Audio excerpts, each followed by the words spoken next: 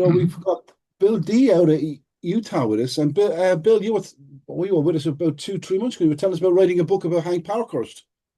What news do you bring? Well, the news I have is that I got on a real tear last night after the meeting and stayed up till 3, took a nap until 5, and worked on it until almost noon. And I've got a pretty finished product, except for some exhibits in the back.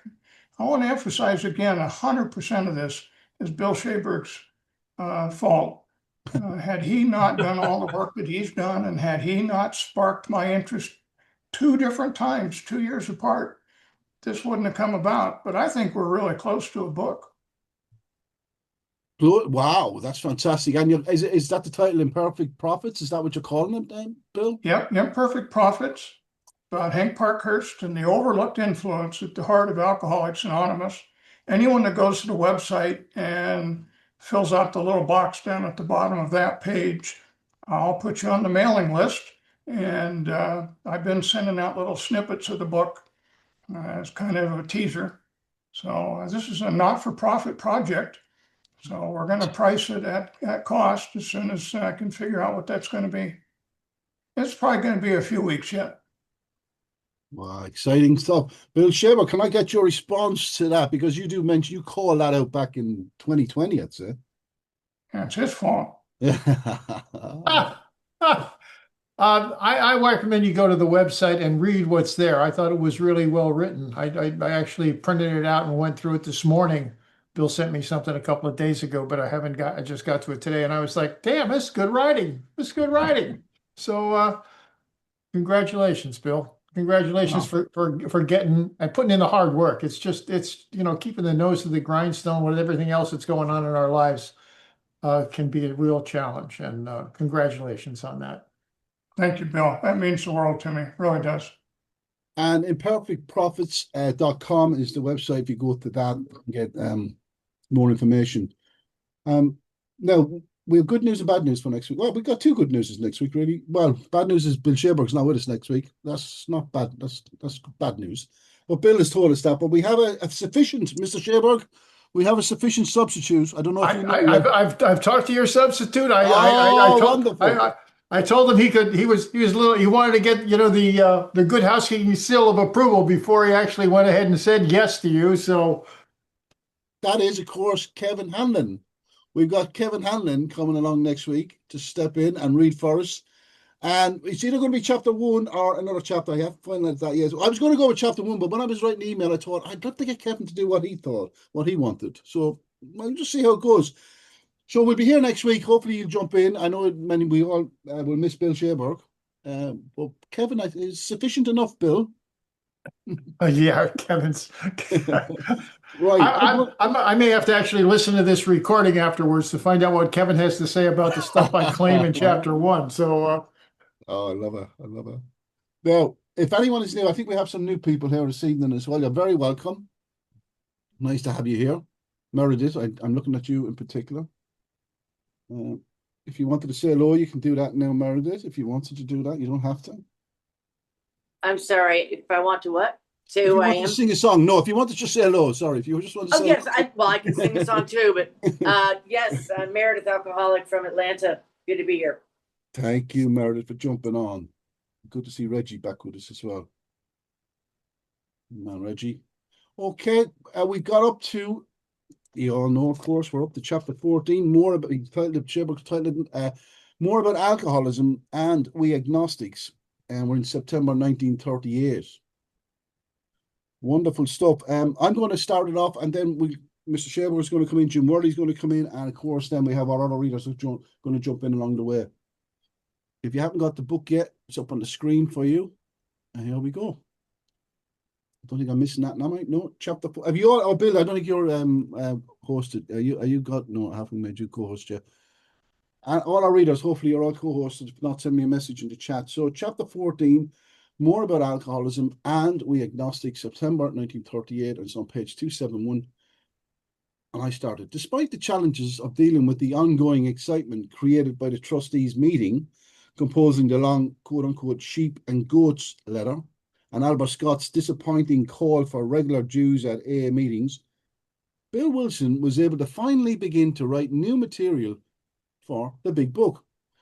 Now, although the proposed This Week article was never published, Hank's ambitious plans for it depended on two interconnected events. Silas Bent would write the article, and just as critically, Bill Wilson would start writing for the book again, a task he had successfully avoided for the past 3 months by repeatedly claiming he was not an author. And the first subheading in the chapter is Hank keeps the book moving forward. But Parkhurst was adamant. They needed additional chapters to justify the $1 price for what he would be sending out to people asking for help, and Bill was the only person qualified to do the writing. Once Hank had convinced Silas to take on the article, something that happened during the first and second week of September, he immediately began to pressure Bill to write more chapters so they would have sufficient material ready when the piece was published. Hank thought if they had 5 chapters to send out, people would feel they were getting fair value for their investment of $1. Once again, Hank was playing a critical and central role in moving the book project forward. Without his insistence that Bill start writing again in September 1938, the fellowship may never have had a book at all, or if one was eventually written, it would have been published long after April of 1939 and released with a text and perhaps even a program significantly different from the one that exists today. Bill candidly acknowledged on several occasions that Hank was his quote-unquote partner in the book enterprise, and when Ruth Haack was asked about Parkhurst's input, she readily admitted that, quote, he contributed a lot of ideas, end quote, and suggestions while the book was being written. Shocking though that may be.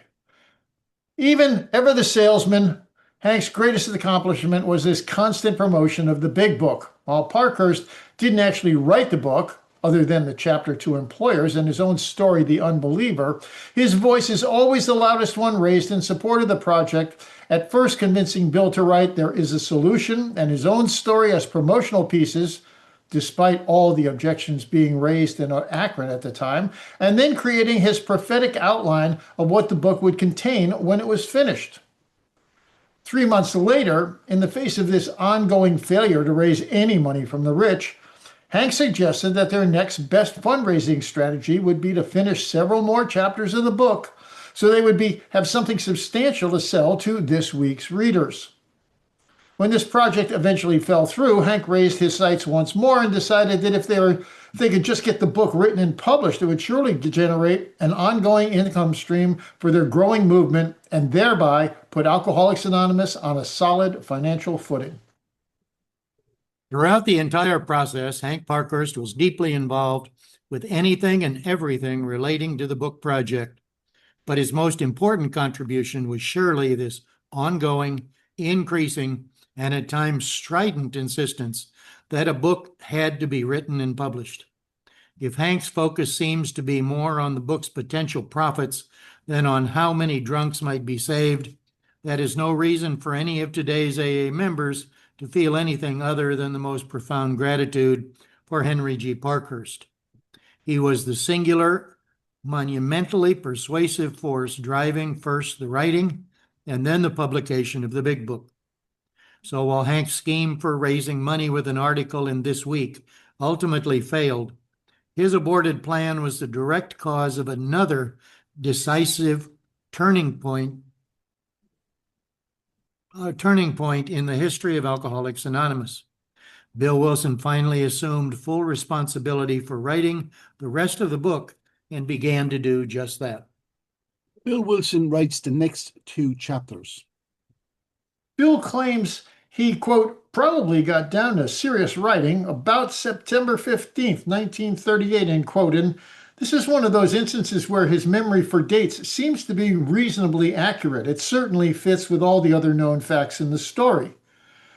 Bill took the next 2 chapters proposed in Hank's outline, parenthesis, after discounting the 28 personal stories that were later, and what later became the doctor's opinion, close parenthesis, and began by writing 1 chapter, quote, devoted to the vagaries of the alcoholic mind, bearing especially on mental and emotional states, end quote.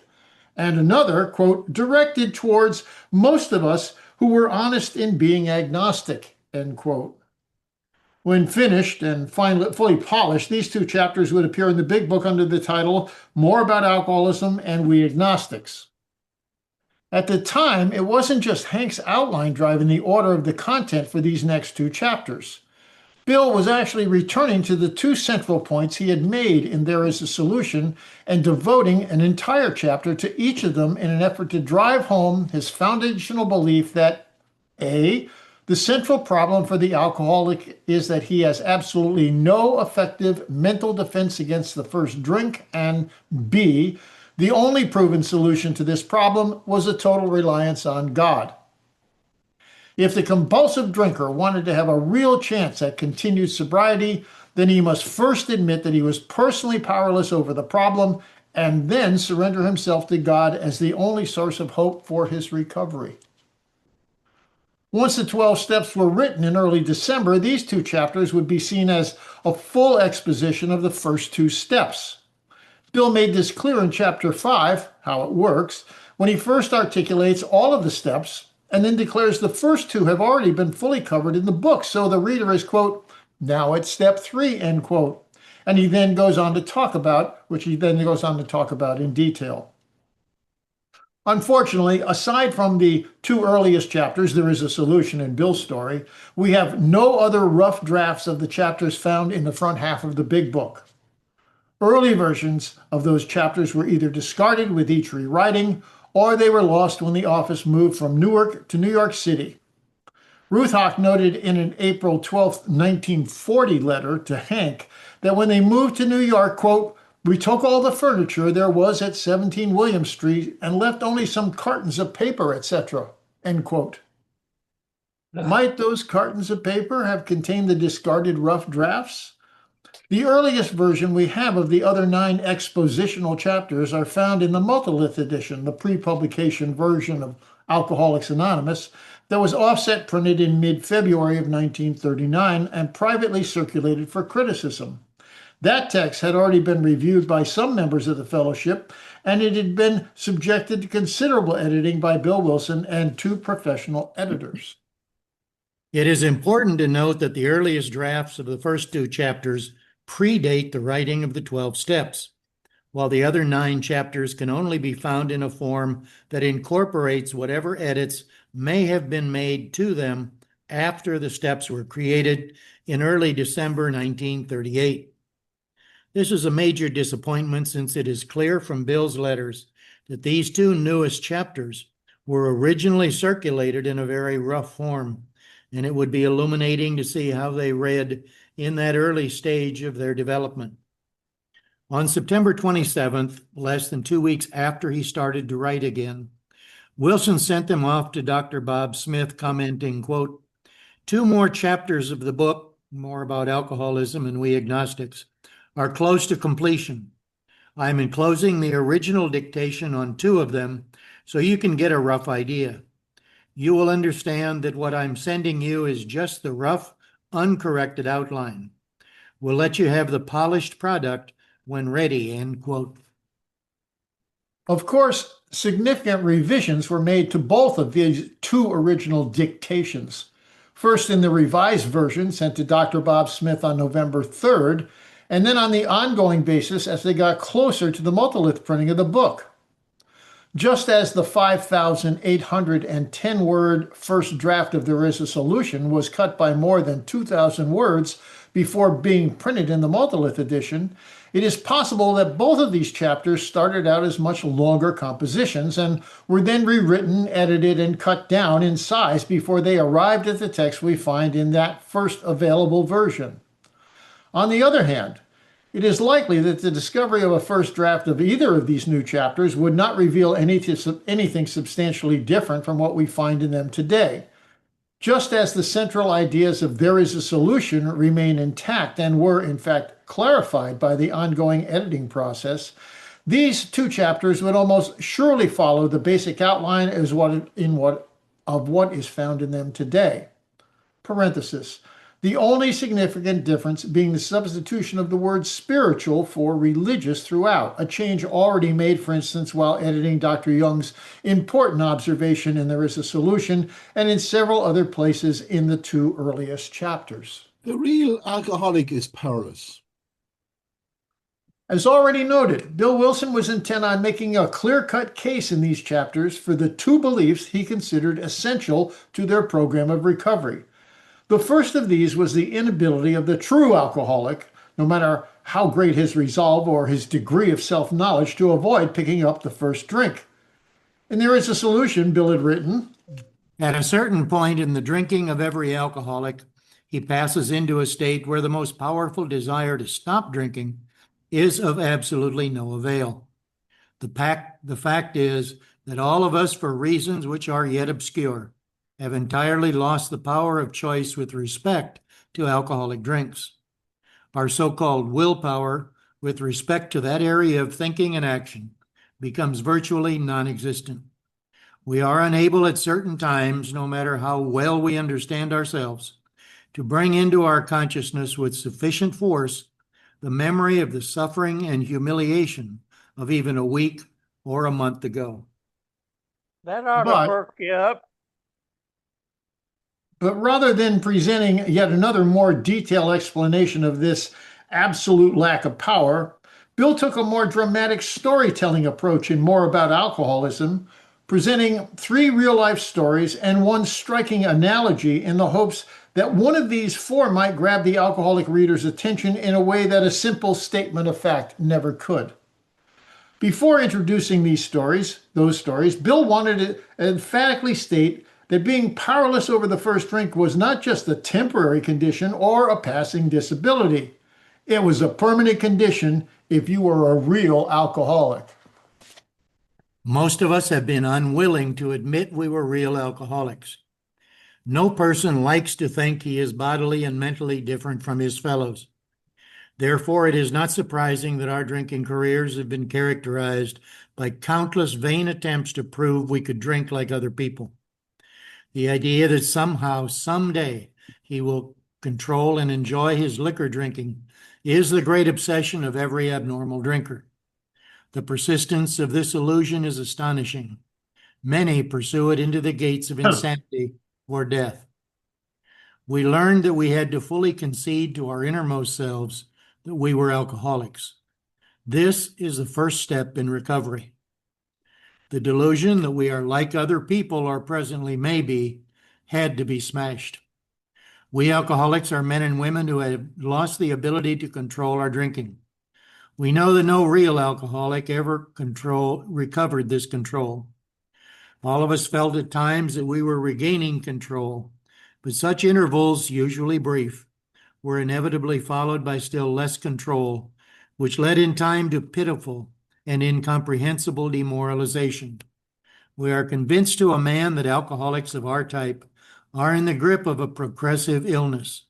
Over any considerable period, we get worse, never better.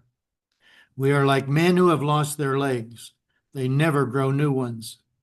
Neither does there appear to be any kind of treatment which will make alcoholics of our kind like other men. Bill followed this strong opening with a long list of the ways members of the fellowship have tried, quote, to prove themselves exceptions to the rule, end quote, employing, quote, every form of self-deception and experimentation, end quote, in an effort to claim they actually did have some power over the first drink. But sooner or later, all of these strategies ended in abject failure, and the alcoholic inevitably returned to drinking. As testimony to the absolute permanence of this condition, Bill's opening story presents the case of a man of 30 who realized he had a problem with alcohol, decided to quit drinking until he had made his fortune. He did so and finally retired after a successful and happy business career, characterized by 25 years of bone-dry sobriety. The man then, quote, fell victim to a belief which practically every alcoholic has, that his long period of sobriety and self-discipline had qualified him to drink as other men, end quote. This presumption proved fatal. For although he was a healthy man at retirement, he went to pieces quickly and was dead within 4 years. This story provides a powerful lesson and reaffirms the truth that, quote, we have seen demonstrated again and again, once an alcoholic, always an alcoholic. In short, quote, if you are planning to stop drinking, there must be no reservation of any kind nor any lurking notion that someday you will be immune to alcohol. Bill then spends the next several paragraphs wrestling with the distinction between the quote-unquote potential and the quote-unquote real alcoholic, in the hope this will help the reader evaluate and clarify his own condition.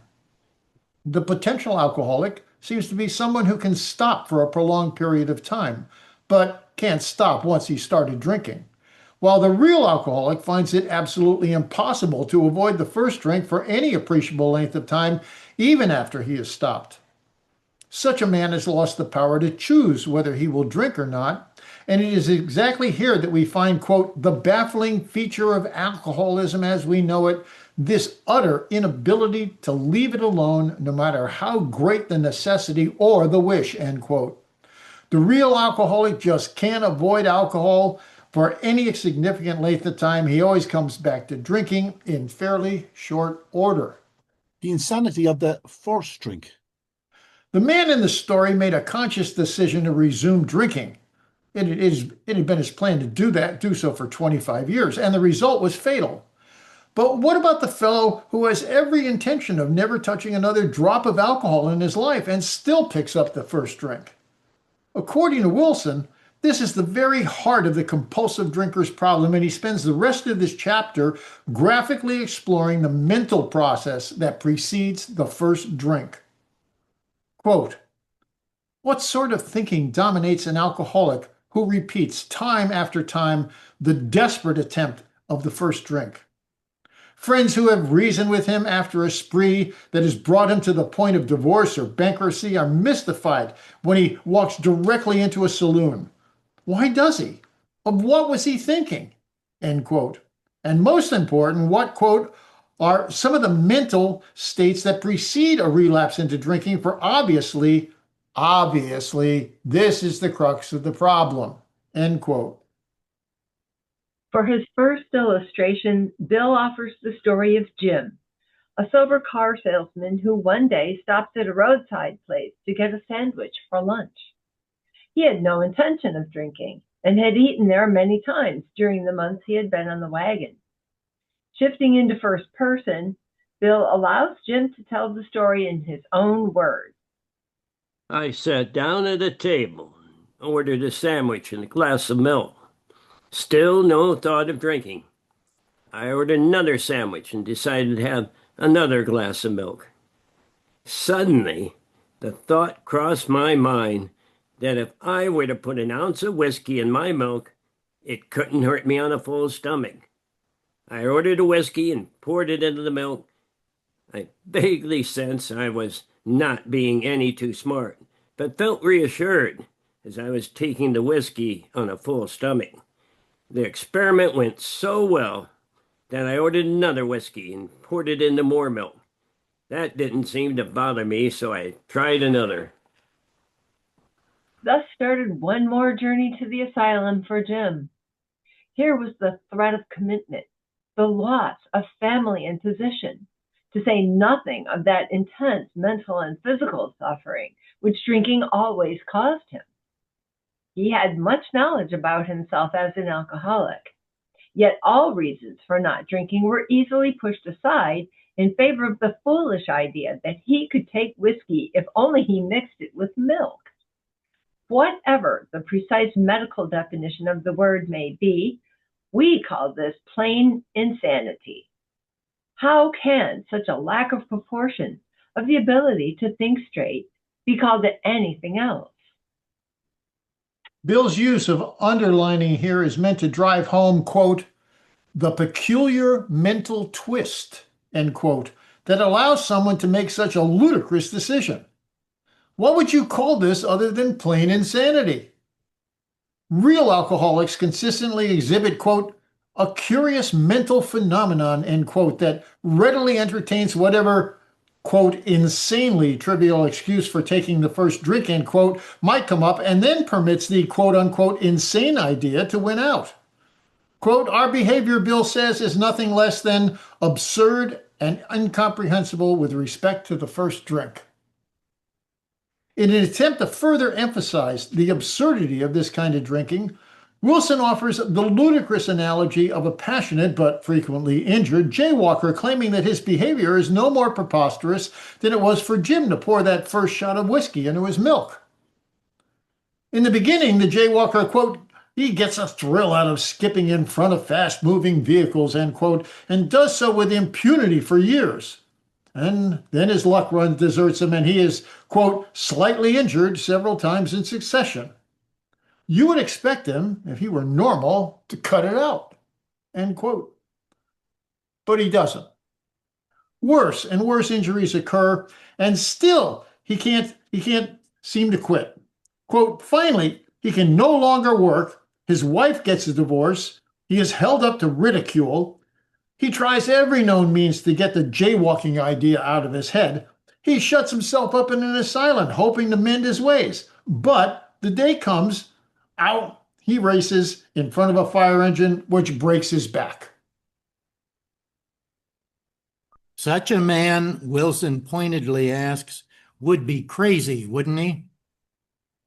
This analogy, he admits, may sound quote unquote too ridiculous to the reader, but is it really?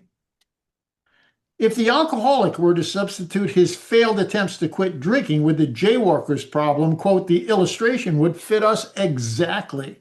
However intelligent we may have been in other respects, where alcohol has been involved, we have been strangely insane. It's strong language, but isn't it true?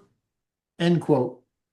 Although it had not yet been written, the point being made here is the alcoholic is basically insane in regard to the first drink and in desperate need of the sanity promised in the second step, came to believe that a power greater than ourselves could restore us to sanity.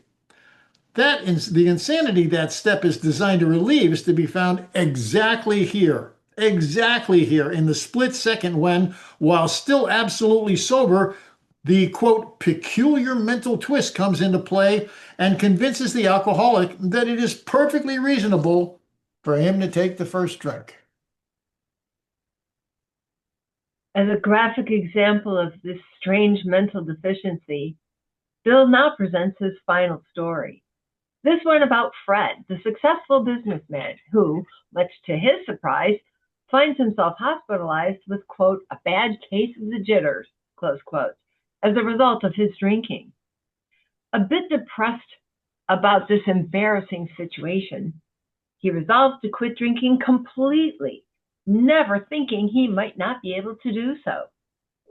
Fred would just, quote, not believe himself an alcoholic, much less accept a spiritual remedy for his problem, close quote.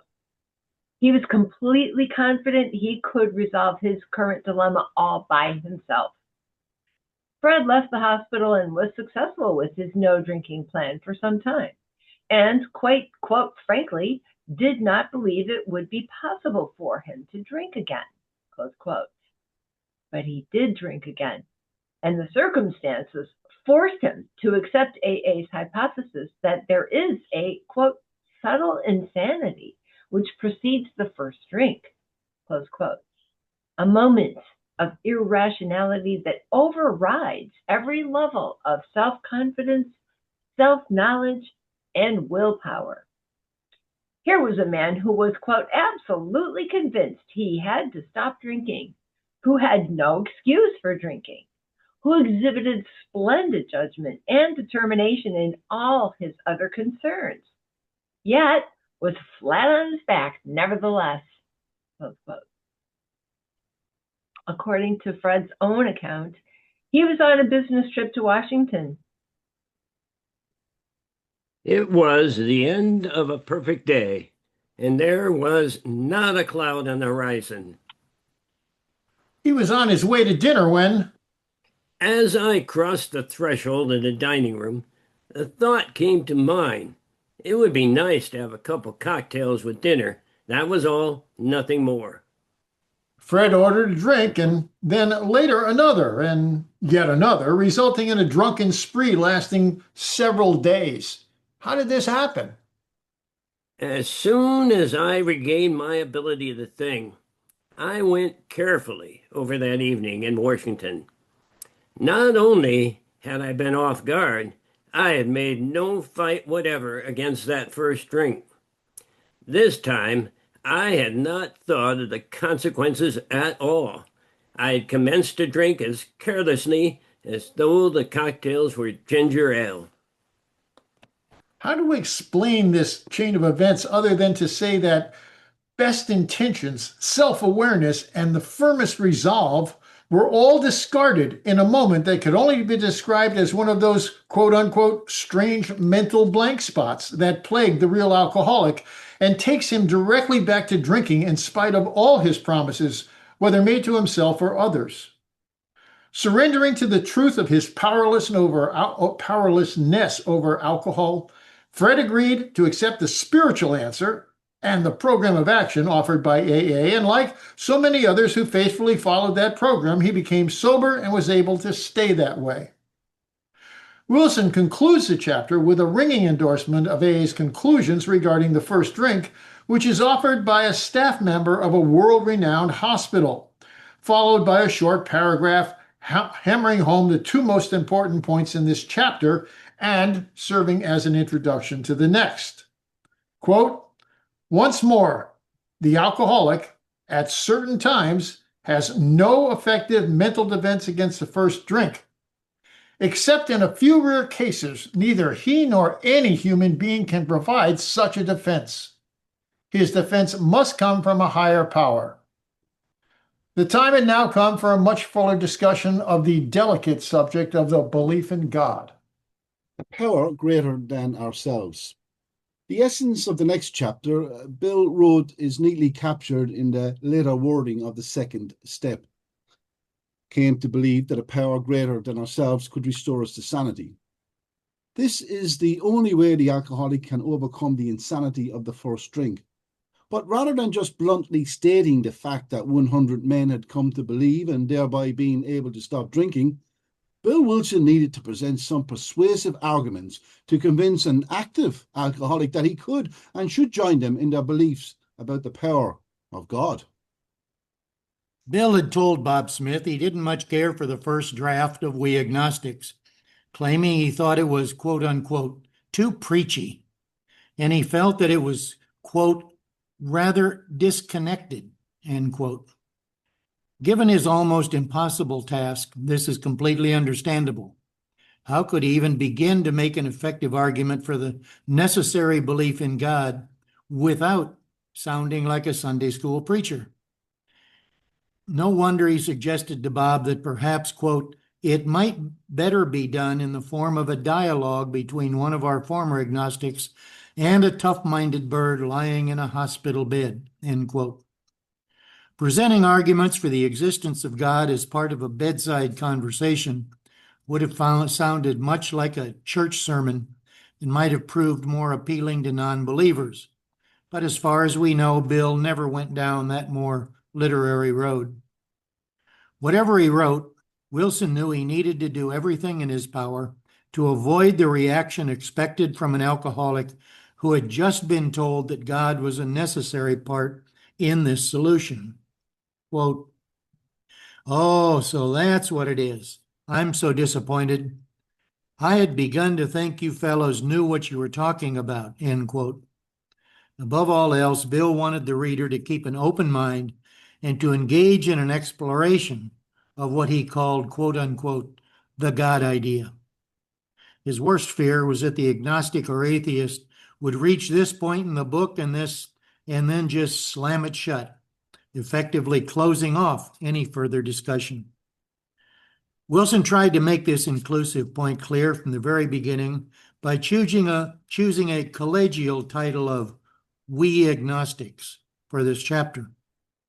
He could have just easily called it The Agnostic or You Agnostics, or even something like The Agnostic's Dilemma, all of which would have immediately set up a confrontational scenario. Instead, Bill quickly makes two specific references to the we of his title by noting that originally about half of the fellowship had been strangers to any sort of spiritual experience, and more specifically that, quote, something like 50 of us thought we were atheists and agnostics, end quote, when first introduced to the fellowship. But even these committed non-believers soon realized the choice they faced was to either, quote, be doomed to an alcoholic hell or be saved, end quote. These two harsh options, Wilson admits, are not always easy to face, but however, much agnostic members may have tried to avoid the God issue, quote, after a while he had to face the fact that we must find a spiritual basis of life or else, end quote. The or else being a return to drinking and a life that could only be characterized as an alcoholic hell. Having hopefully established some rapport with the non-believing reader, Bill now referred back to the drinker's lack of power regarding the first drink, summing up the essence of his position and the critical challenge presently facing the atheist or agnostic in 8 short sentences. Lack of power. That was our dilemma. We had to find a power by which we could live, and it had to be a power greater than ourselves, obviously. But where and how were we to find this power? Well, that's exactly what this book is about. Its main object is to enable you to find a power greater than yourself, which will solve your problem. That means we have written a book which we believe to be spiritual as well as moral. And it means, of course, that we are going to talk about God. God as we understand him. When writing this chapter, Bill was trying to be as open-ended as possible in his talk about the essential quote-unquote spiritual experience and the need for a quote-unquote spiritual basis of life. And he emphasized that liberal approach throughout by using phrases like, quote, a power greater than ourselves, close quote, and, quote, your own conception of God, close quote, and even, quote, God as you understand him, close quote. But many contemporary AA readers completely miss the point Wilson was trying to make in We Agnostics because they read the chapter from a 21st century perspective, one which incorporates the tremendous liberalization the phrase, quote, quote, God as we understand him, close quotes, has gone through during AA's subsequent history and development. This later and much greater flexibility regarding, quote, God as we understand him, close quotes, allows some alcoholics to understand God as a, quote unquote, group of drunks, or, quote unquote, good orderly direction, or, quote unquote, gift of desperation, quote, or even, quote unquote, great outdoors. While this widely expanded approach has been a boon to the growing membership of Alcoholics Anonymous, it goes far beyond anything Bill Wilson ever intended when he wrote We Agnostics in September of 1938. Today's more liberal contemporary understanding of God as we understand him are put forward under the misconception that this level of freedom of choice was exactly what Bill Wilson meant when he used those open-ended phrases in We Agnostics. It wasn't. Instead, Bill had two fundamental and very restrictive presumptions that informed all of his writings in this chapter, presumptions that 21st century AA readers so easily fail to notice because of their own current expectations of the text. Spiritual means belief in a personal God. The first of these is Wilson's belief in the complementary equations that, quote, spiritual equals God and, quote, God equals spiritual, end quote. Bill makes it clear in the first 6 paragraphs of this chapter that there is absolutely no avenue for accessing the spiritual other than a belief in God. This strict equivalency rejects out of hand every other avenue for having a spiritual experience, along with any alternate path for discovering a spiritual basis for life.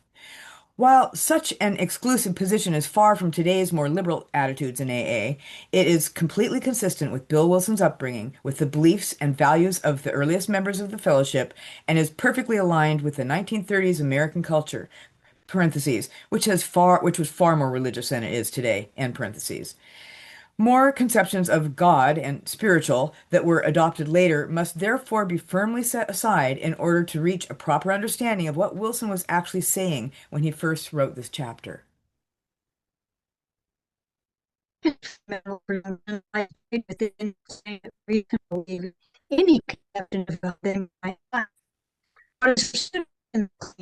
do that.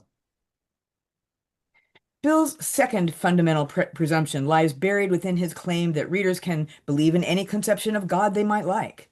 What is understood in that claim, but never explicitly stated, is that this new belief must be in a providential God you want to believe in, a God to whom you can pray, with whom you can make conscious contact, and on whom you can absolutely rely for the help needed to avoid the first drink.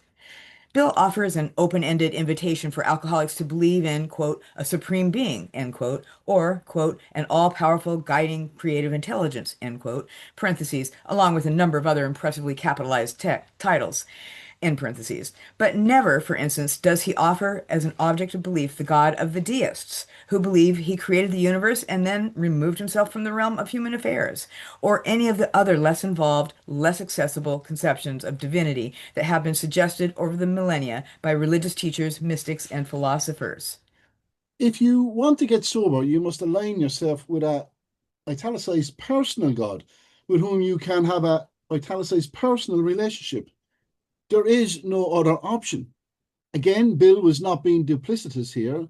This fundamental assumption was not only that what had saved his own life, and we have a footnote there, and I suggest you read it, it was the foundational common currency of belief throughout the fellowship at that time, as well as for religious people across the country. And of course, that's the United States. Wilson didn't feel he needed to be explicit about this point when talking about the, quote, the God idea. It was simply a given in the context of that time and the place, and in addition, completely obvious from the amount of direct help the alcoholic would need from this supreme being. If you want to stop drinking, you must find a spiritual basis of life, and that spiritual basis can only be found by believing in a supreme being with whom you can establish a personal relationship. On being willing to believe. Noting that while most active alcoholics think the God idea is best ignored or rejected out of hand for a variety of reasons, Bill then launched into an 8-paragraph quote-unquote soft sell of that idea by stating and restating the cornerstone of his argument, namely that very little is required to start your journey on this road to belief. There is absolutely no requirement to accept anyone else's conception of God. Your own conception, quote, however inadequate, is sufficient to make the approach, end quote. Quote, the realm of the spirit is broad, roomy, all-inclusive, never exclusive or forbidding. It is open, we believe, to all men, end quote. And all what we are asking of you is that you, quote, lay aside prejudice and express even a willingness to believe in a power greater than, quote unquote, yourself. He all but begs the reader not to, quote, let any prejudice you may have against spiritual terms deter you from honestly asking yourself what they mean to you. Instead, you need to ask yourself but one short question. Do I now believe, or am I even willing to believe, that there is a power greater than myself? As soon as a man can say that he does believe or is willing to believe, we emphatically assure him that he is on his way. It has been repeatedly proven among us that this simple cornerstone is a wonderfully effective spiritual structure can be built. The double mention here of quote unquote willing to believe is striking and likely evidence that Wilson had read William James' book, The Will to Believe, and then embraced its central point. On the book's first page, James characterizes his first chapter as, quote, an essay in justification of faith, a defense of our right to adopt a believing attitude in religious matters, in spite of the fact that our merely logical intellects may not have been coerced, end quote. The right to simply adopt a belief, rather than having to prove it logically, was a foundational principle of William James's philosophy, and it is the central argument Bill Wilson presents to his skeptical readers in We Agnostics. Once again, stressing the fellowship of unbelievers, and Bill notes that despite a lifetime of, quote, obstinacy, sensitiveness, and unreasoning prejudice, end quote, many AM members have found that when, quote, faced with alcoholic destruction, we soon became open-minded on spiritual matters. In this respect, alcohol was a great persuader, end quote, allowing us to finally admit that there just might be a power greater than ourselves, one who could make it possible for us to lead an entirely new alcohol-free life. Belief in God is an idea that works. Wilson now arrives at the most challenging part of the chapter, his arguments for a belief in God. Here was a task that had stymied great minds for millennia, but Bill makes it clear he is not intimidated by that fact. Quote, the reader may still ask why he should believe in a power greater than himself. We think there are good reasons. Let us look at some of them. I apologize. Is it my turn now? Your turn now. Keep going. Keep Okay, going. I'm so This is sorry. good. I missed Oh, that. no, this is good. This is Okay, good. It's okay. live. We're live. We're live. He then launched into a series of arguments, actually more pragmatic demonstrations than logical arguments, that despite being somewhat disjointed, exhibit a solid understanding of his audience and how he might best gain their confidence and agreement. Wilson begins by appealing to the scientifically minded, noting the ease with which people accept certain current scientific theories, such as electricity, so long as they are firmly grounded in fact, end quote. But how do we get to that point of ready acceptance? We get there, he says, by beginning, quote, with a reasonable assumption as a starting point, end quote, explaining that, quote, nowadays, everybody believes in scores of assumptions for which there is good evidence, but no perfect visual proof, end quote. To demonstrate this concept, Bill invites the reader to consider, quote, the prosaic steel girder, which, according to science, is really just a mass of electrons whirling around each other at incredible speed. Things are obviously not always what they seem on the surface, and, quote, outward appearances are not inward reality at all. Clearly, there are many things we believe in, but for which we have no visual proof. So, just as there are these precise laws of science that, quote, hold true throughout the material world, in spite of what our senses may tell us, could there not also be a spiritual element, quote, an all-powerful, guiding, creative intelligence, end quote, underlying this and supporting this material world? Bill contends that, actually, when you think about it, to believe anything less would be to join forces with those who claim, quote, that life originated out of nothing, means nothing, and proceeds nowhere, end quote. He asks, isn't that the height of intellectual arrogance, to believe that our senses and our human minds are the, quote, the last word, the alpha and omega, the beginning and end of all? Dramatically shifting gears, Bill now makes a series of practical arguments that prove him to be an apt student of William James's pragmatism. The claim that the truth of any proposition is to be found in the results it produces. While the skeptic spends his time, quote, cynically dissecting spiritual beliefs and practices, end quote, he completely ignores the fact that, quote, people of faith have a logical idea of what life is all about, end quote, and are living lives that demonstrate, quote, a degree of stability, happiness, and usefulness, which we should have sought ourselves, end quote. The truth is that we agnostics, quote, never gave the spiritual side of life a fair hearing, end quote. Quoting the 1928 presidential candidate Alfred E. Smith, Bill invites the reader to, quote unquote, look at the record, and to carefully note that, quote, 100 men and women have come to believe in a power greater than themselves, and thereby had a revolutionary change in their way of living and thinking, end quote.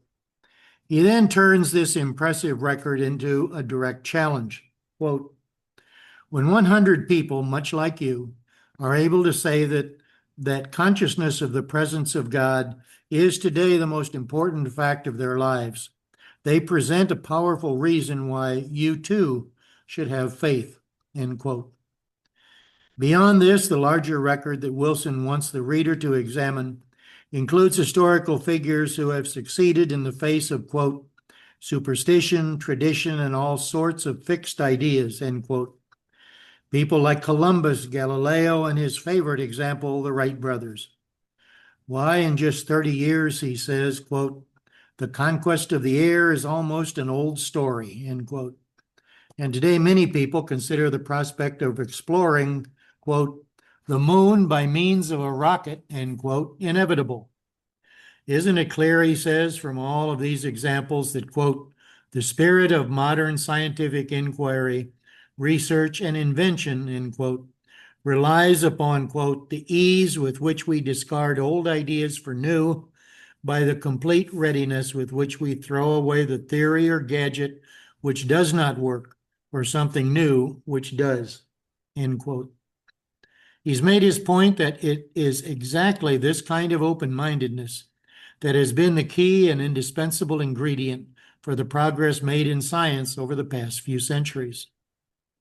For alcoholics, he says, belief in God is exactly like that. It is an idea that works, while our old ideas did not.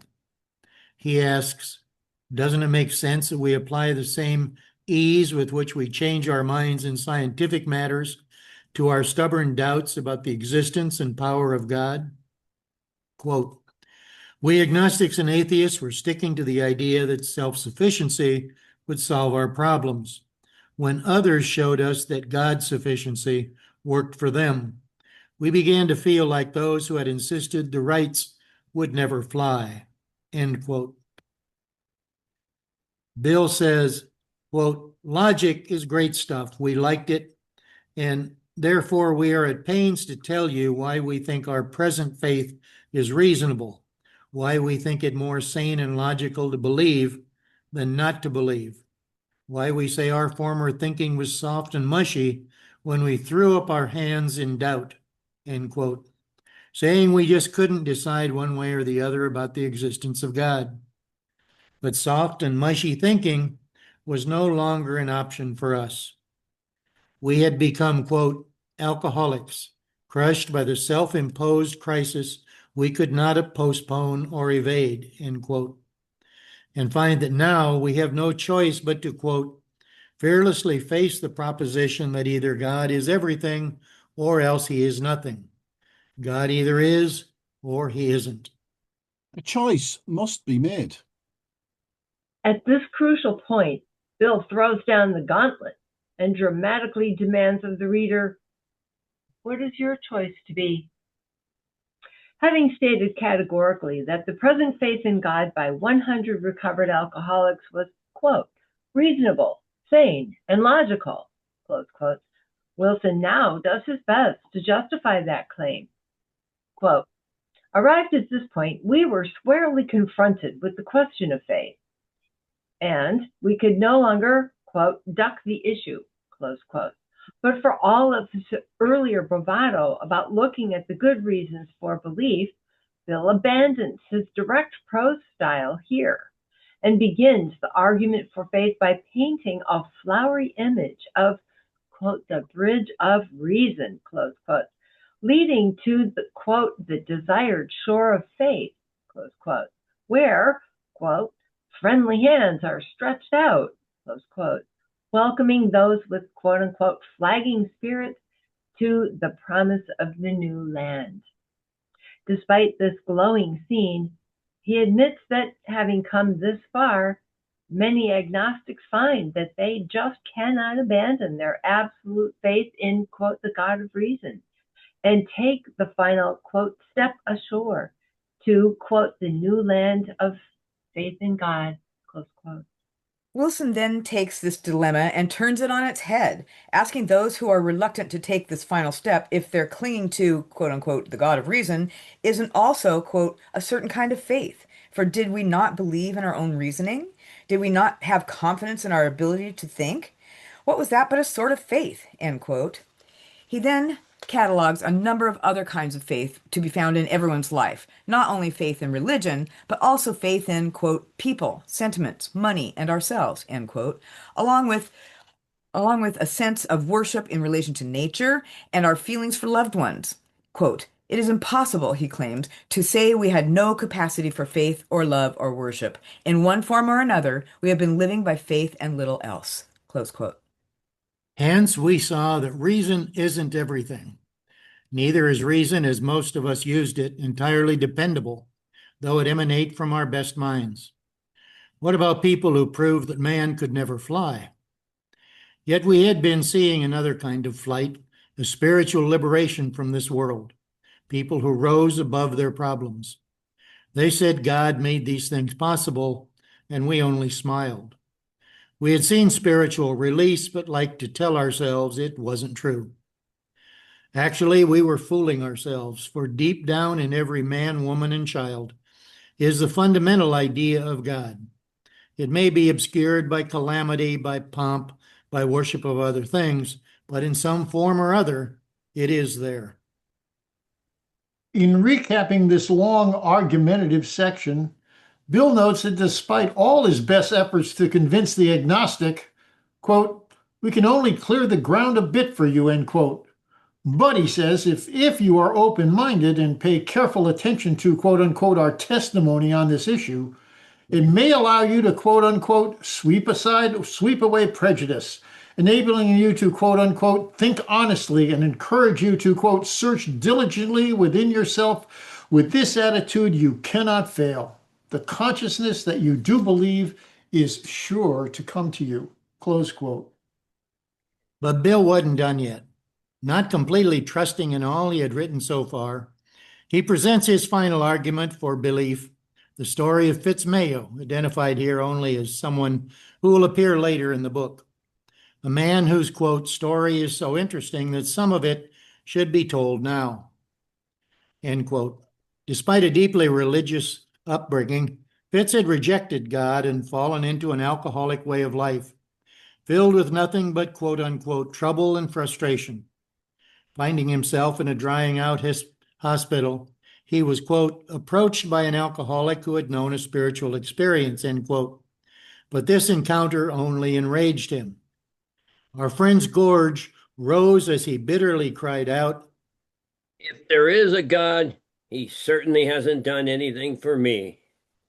But later, alone in his room, he asked himself this question. Is it possible that all the religious people I've known are wrong? While pondering the answer, he felt as though he lived in hell. Then, like a thunderbolt, a great thought came. It crowded out all else. Who are you to say there is no God? This man recounts that he tumbled out of bed to his knees.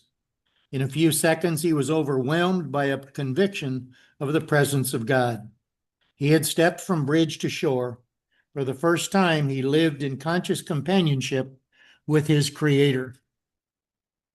On that night 3 years ago, this man's, quote, alcoholic problem was taken away, end quote, and it has never returned. God had restored his sanity. Even so, God restored us all to our right minds. To this man, the revelation was sudden. Some of us grow into it more slowly, but he has come to all who have honestly sought him. Draw near to him, and he will disclose himself to you.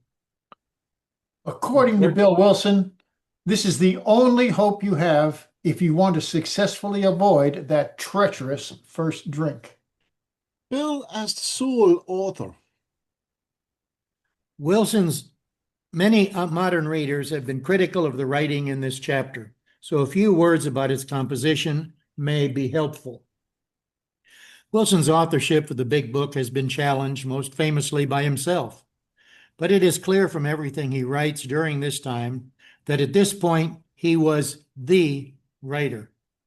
There is no mention whatsoever in contemporary records of the much touted collaborative editing process, parentheses, which did to some degree occur later, close parentheses. In fact, all the 1938 evidence supports Bill Wilson as being the sole author of these chapters.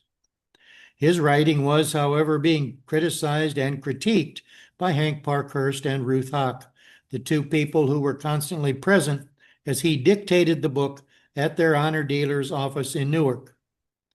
In what proved to be a less than fruitful attempt to help with the book, both Ruth and Hank took a semester's worth of short story writing classes at New York University at this time. And in those classes, they learned just enough that, quote, they were constantly trying to advise, unquote, Bill on how he might improve his prose style. This interference did not sit particularly well with Wilson, who noted bluntly that in this regard he, quote, didn't go for Hank's advice very much, end quote. Given this acknowledgement of Parkhurst's unsolicited advice, it's probable that it was Hank's suggestion that the chapter We Agnostics might be improved if Bill would just recast the whole thing, quote, in the form of a dialogue between one of our former agnostics and a tough-minded bird lying on a hospital bed, end quote. This interesting suggestion sounds much more like the ambitious and recently schooled Hank Parkhurst than anything Bill Wilson would have come up with on his own. Hank was certainly interested in the creative side of the writing project, as can plainly be seen in the flamboyant stream of consciousness style he adopted when writing his own story, The Unbeliever, for the Big Book. I know that history, Doc. How the spiral tightens. A drink. Unconscious. Awake. Drink. Unconscious. Poured into the hospital, suffer the agonies of hell, the shakes, thoughts running wild, brain unleashed, engine without a governor. But hell, Doc, I don't want to drink. I've got one of the stubbornest willpowers known in business. I stick at things. I get them done. I've stuck on the wagon for months and not been bothered by it. And then suddenly, incomprehensibly, an empty glass in my hand, and another spiral started. How did the doc explain that one? He couldn't. Once again, we have these two powerfully opinionated men disagreeing on what should and shouldn't be put in the book. But as Wilson said at this time, in a slightly different context, he occupied, quote, a position of considerable authority in this work, end quote. And since he, quote, didn't go for Hank's advice very much, end quote, he just continued to compose the book in the way that he thought best. The new chapters go to Dr. Bob. In addition to Hank Parkhurst, there was Dr. Bob's opinion to be considered, and Bill sent these two new chapters off to him on September 27th with the following comments. The chapter, More About Alcoholism, seems to meet with general approval. See if you can think of some other points which should have been covered in it. The chapter, We Agnostics, I do not like so much. It is still too preachy and rather disconnected. It might be better done on an entirely different basis, in the form of a dialogue between one of our former agnostics and a tough-minded bird lying in a hospital bed. What do you think? Perhaps it would be well not to show everybody these chapters, except where you think people can contribute some new ideas which can be incorporated in the final write. Besides Bill's candid comments on his uncertainty about the writing process, this letter makes it clear that the collaborative team writing the letter claimed to have taken place throughout the entire creation process for the Big Book was not yet operational. He does mention that More About Alcoholism had met with general approval in New York, but as later testimony will show, he meant that everyone simply agreed with it without offering too much serious comments or consideration. Nor did the Alcuin people make any substantive critiques or contributions to these chapters. As we shall see in much more detail in Chapter 16, the chapters of the book were sent to Dr. Bob Smith for debate and inspection out there, but he never passed them around very much, merely writing me saying he thought they were all right, end quote. Whatever faults and problems may be found in More About Alcoholism and We Agnostics today, they were the work of William G. Wilson and no one else. It was from start to finish his own creation. Wonderful stuff. End of chapter 14, More About Alcoholism and We Agnostics.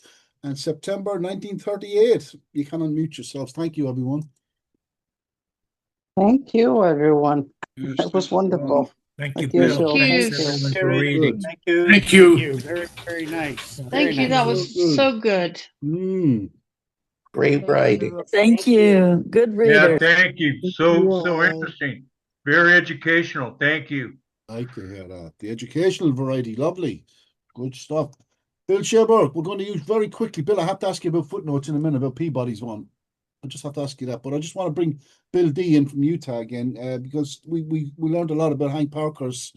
Bill D, did you want to come in? Can you unmute? You can. Thank you. We learned a lot there about Hank Parker's work within the book, getting the book established and published. Bill, you've done something recently. Say it again for us. What is it? Well, the book that I've compiled. I want to learn more about this man. I want to learn more about Hank Parkhurst. You want to know more about Hank? I want to learn more about Hank Parkhurst. Well, you got to get the book.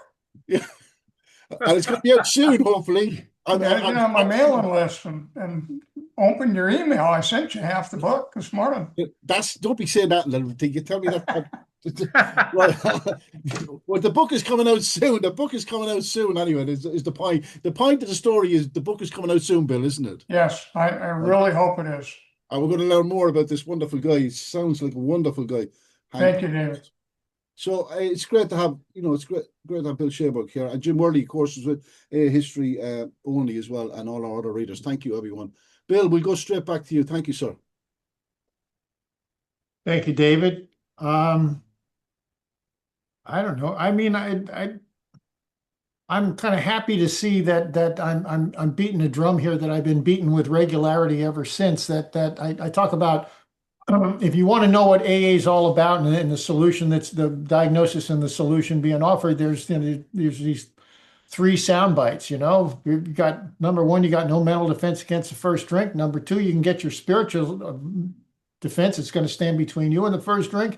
And when those two things, that knowledge and that spiritual awakening fail, work with another alcoholic, because that's how it works. And that's the story. That's the AA story as far as I can see. Everything else is as my friend Tony Khan used to say, if you don't get the first step, everything else about AA is conversation. And my opinion is that those three things, it's a three-legged stool, bang, bang, bang, and everything else is just exposition and conversation after that. So I was happy to see that even in 2019, I was still pounding on that drum pretty clearly, and I like that. I like because I do believe that. This whole idea of there being these two underlying presumptions that once you read the chapter, with that informing your reading of the chapter, all of a sudden everything makes sense.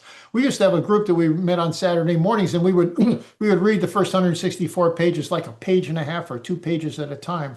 And people would always complain about that they thought this chapter was, we agnostics, was just, schizophrenic. He would say, you can believe anything you want, except then they have all these capital letters, and it was just like people couldn't make any sense out of it. And I understood that. I couldn't make any sense out of it either. It just seemed very disjointed, and I don't know, I couldn't make any sense. It just didn't seem to be logical. But once I realized and kind of posited to myself the idea that what we're talking about here is God is spiritual, spiritual is God. You need a spiritual awakening, and that's the source of the spiritual awakening. And by the way, you need to have yourself a personal relationship with this particular God. It's a very Protestant, Abrahamic God we're talking about here. It's not some. I mean, in William James's. In James's Variety of the Religious Experience, he talks about all kinds of different approaches to spirituality and religion, many of which don't include a supreme God. There's no supreme God in supreme being in Buddhism, for instance, So anyhow, well, James was really good about that, but Wilson's not about that. That's not what he's talking about. He's talking about the Oxford group mantra, the whole idea that you can have a personal relationship with this supreme being, someone that you can pray to and get help from. You can get help from that supreme being, and as far as I can tell, that's once I read the chapter with that in mind, like everything makes sense. I got it. It all reads well for me, so I'm good with that. I love the shout out to William James's beliefs. on The Will to Believe, his 1898 book. Actually, there's a book, it's a collection of essays. The first essay is called The Will to Believe, and it's like, I don't know, 28 pages long. If you haven't read that and you're interested in doing those kind of things, I would highly recommend you look at that. Much more important, in my opinion, to Bill Wilson's belief system than the varieties, because there's a whole bunch of stuff in the varieties that it's much more democratic and open than anything Wilson ever proposed. But the Will to Believe is that seems to me to be right on the money, and he uses that phrase twice in that paragraph, so I like that. And then just, I always talk about things that jump out at me. He was talking about, we all have faith in these things. We have faith in, science. We have faith in love. We have faith in money, faith in money. I just go crazy over that stuff, So I got a piece of paper that has a picture of George Washington on it. And if I have 5 of those pieces of paper, it's the same as a piece of paper that I have with a picture of Abraham Lincoln on it. And if I've got 10 of those Abraham Lincoln pieces of paper with a picture of him, that's worth a piece of paper with Benjamin Franklin on it. It's like, really? Yeah, really, that's the deal. I talk about having faith in money. Man, oh man, oh man. I thought he should have driven down that road a little bit farther, because I don't think people think about it that way. I stumble over that all the time. So, when people start talking about crypto these days, well, this doesn't make any sense. Oh, really? Really? The regular system makes sense? Come on, give me a break. So anyhow, that was my enlightenment one this time, was the faith in money. I didn't notice him saying that. And I doubt that he meant what I mean when I get into that. But I mean, that's a rabbit hole I can go down, and I'm down there with Alice and the Queen, so okay. And that's where it belongs, in my opinion, is down the rabbit hole with Alice and the Queen. Wow, this is great. We're going into Alice in Wonderland, writing the big book, The Creation of AI. Isn't this wonderful stuff? I just love the connections here. Before we go to Jim Worley, I want to bring Jim in. Bill, I just wanted to mention this without passing me. I don't think we should pass it, because we're not reading the footnotes this time, but there are 416 footnotes in this. So, Bill, once an alcoholic, always an alcoholic. You have a footnote after that. And if I may just read out, and then maybe if I just ask you to say something on it. So you say, once again, Wilson has been... What page are we on, David? On my book, I have to go look for it. I'm looking at it it's on page... Does anyone help me here? Let me find the footnote for you. Let's not panic. I'm looking at it on my Kindle. 276. 276. 276, Bill. 276. Bottom of the page. So you have the footnote. But Bill, if you look at the screen, I have it on the screen, Bill. So if you look, you just say, once an alcoholic, always an alcoholic. And at the end of the page of 276, this is your footnote. You say, once again, Bill Wilson has been accused of lifting this phrase from Peabody's common sense of drinking. I just didn't want to pass this without you just saying a little bit of it. And here, there is a bit more plausibility to the charge. You say on page 82 of his book, Peabody claims in italics that, quote, once a drunkard, always a drunkard, or a teetotaler. The word alcoholic was supposedly just coming into common usage in the mid to late 1930s. Wilson's other famous slip from Peabody appears in the first draft of How It Works, which says half measures will avail you nothing. Peabody had written common sense, half measures are of no avail. You've covered it all there very clearly, but would you just make a little comment on that about Peabody and Wilson's reading of it? How would he have come across that, or do you know how he would have come across the book? Would someone have passed it on to him? No, it's pretty crude. Oh, Bill, we're missing you. Bill, you're muted. We kind of hear you. David, that's an easy to read book. I suspect he actually did read that book. And I'm not a person who thinks Bill Wilson's a big reader, but I mean, that was a wildly popular book, as was I Was a Pagan was a wildly popular book. I think he read that book too. Yeah. And, a lot of this stuff is just in the zeitgeist, though. It's just out there, and he's just picking up on those kind of things. By the way, if we're talking footnotes, I think one of the more important footnotes in this chapter is on page 181, when I'm talking about this supreme being that you need to get a personal relationship with. And that footnote says, this was stated much more explicitly in a Chicago pamphlet written in 1940 or 1941 And it says the words spiritual experience still appear in this version of the 12 steps. They haven't changed it to spiritual awakening yet. And it says in this pamphlet, all that is required is a recognition of a supreme being, capital S, capital B, which would help us were he, capital H, sincerely petitioned. All that is required is a recognition of a supreme being, which would help us were he sincerely petitioned. So we're talking about a providential God with a personal relationship there. And that's how you get sober, according to Bill Wilson in this chapter. Fantastic. Thanks for that, Bill. Thanks for that. That's like an extra bonus for me. Jim, thanks for waiting, Jim. Jim Worley, of course, is A History Only. Thanks, Jim, for reading for us today. Thanks, David. Thanks, Bill, of course, and everyone. I just had a couple of, I kind of went to the other evolutionary phase, is that when I first read it, I didn't have any problem with it at all. I just, it sounded good and some of it was very poetic, and I didn't have any problem at all. As I became more intelligent, however, and after I learned everything there was to know about AA, it became troublesome to me, and I all of a sudden I was meeting people who were atheists and agnostics, and guess what? They were staying sober and living, spiritual lives, and my experience widened.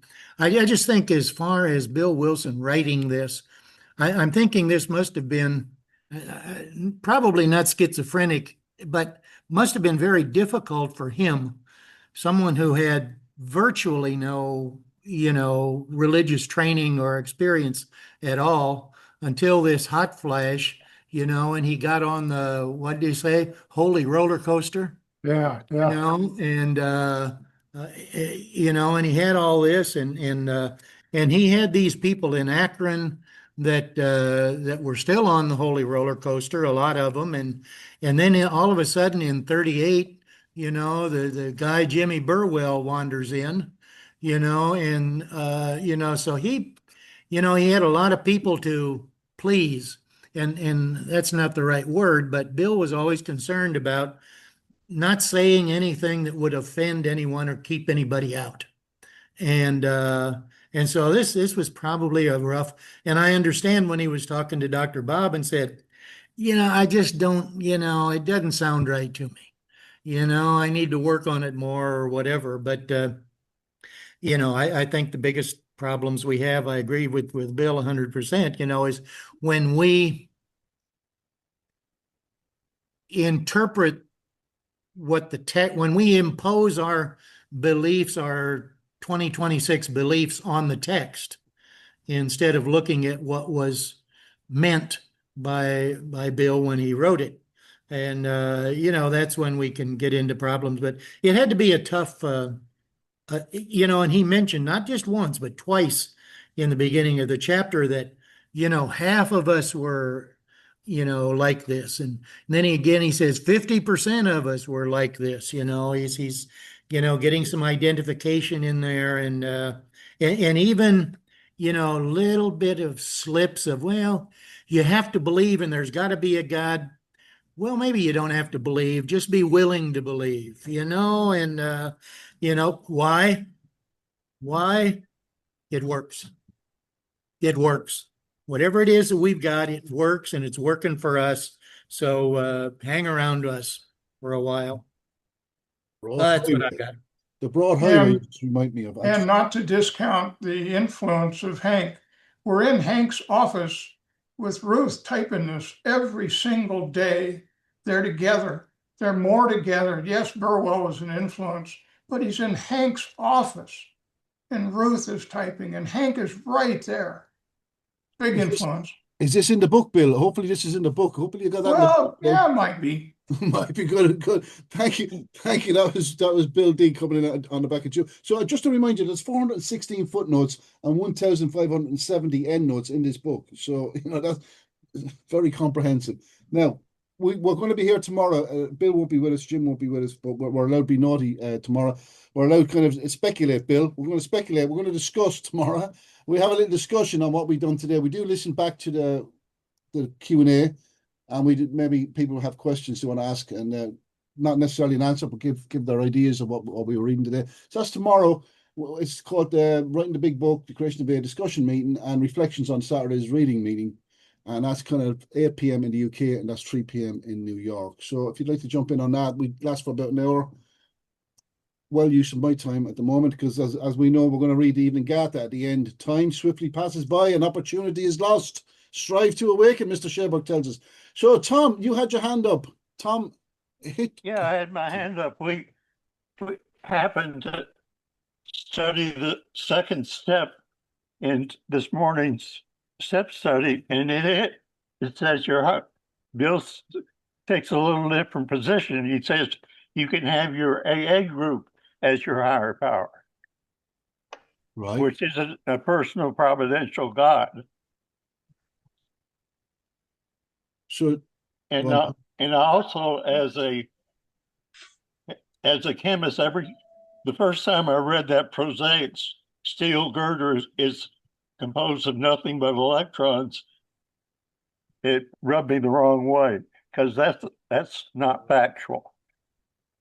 An atom is made up of electrons, neutrons, and protons, not just electrons. And I've been with it 35 years, and it's gotten where I just don't pay any attention to we agnostics. Oh. We'll go back to Bill on that one. Bill, what do you think of that? That's interesting. Well, no, certainly Wilson opened the whole thing up as he went along. I mean, there's a whole bunch of things, and it shows up in the 12 and 12. I mean, we got to be grateful for that he wasn't locked and loaded and didn't change his mind for the next 30 years, that he was hanging around. So, or 20 some odd years, if we're not all on the road of openness to new ideas and actually some of those new ideas having an impact on us and changing what we think about things, then, I'm a big Dylan guy, he not busy being born is busy dying, you gotta be changing. I mean, I get on my knees every morning and I say, everything changes, everything dies. Nothing is permanent, nothing is eternal. And that includes me and my stupid ideas about things, I gotta be open to things. And again, I said the other day in a meeting, I said, it's not about opening my mind, it's about opening my heart. Because when I opened my heart, I bypassed all the chatter in my head about, but the argumentative chatter in my head.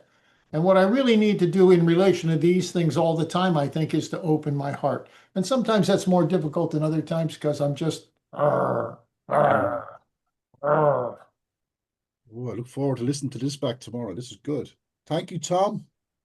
Robert J. Yes, my name is Robert. I'm an alcoholic. Bill, on more about alcoholism, man. Is that a real character, or was that something that Bill made up on Jim's story? There's no real definite thing on that. There's been all kinds of speculation on who this guy was, and I mean, just. As in one of my footnotes, I think really in this chapter, I talk about there's a cottage industry in Alcoholics Anonymous amateur historians trying to find out who corresponds to this guy mentioned in the book, and I get questions on it with some regularity, over the emails that I get. And I have not yet found, there's a bunch of suggested people. I think, I can't remember. I mean, it's just none of it holds. There's no evidence to pin it on anybody in particular that I've ever seen. I don't know, Jim. You seen any evidence of a valid possibility here for Jim? No.